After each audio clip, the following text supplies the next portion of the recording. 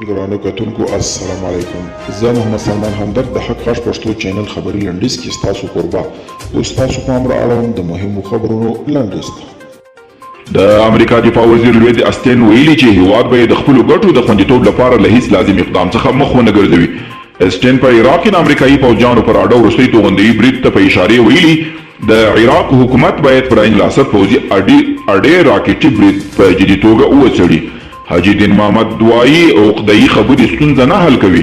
د افغانستان د خلکو وینې تویېږي، سوله قرباني غواړي. د ټول مشرانو غږ وکړ چې د سولې برخه کې له عقده‌يي څرګندونو ډډه وکړي. د افغانستان د خلکو د وینې بهېدنې مخه باید ونیول شي او لازمه ده چې د سولې لپاره قرباني ورکړل شي. امرالله صالح وایي که امریکا د خپلو 2.5 عسکرو خوندیتوب د ځان حق ګڼي، موږ هم حق لرو چې د خپل 15 میلیونه نفوس برخلیک په ښه توګه او خپله وټاکو. هغه وایي د سولې په اړه د چا فشار ته نه تسلیم کیږي، هغه سوله غواړو چې زموږ عزت پکې خوندي وي.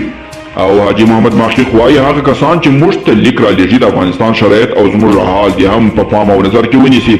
امر جنه راته کوي.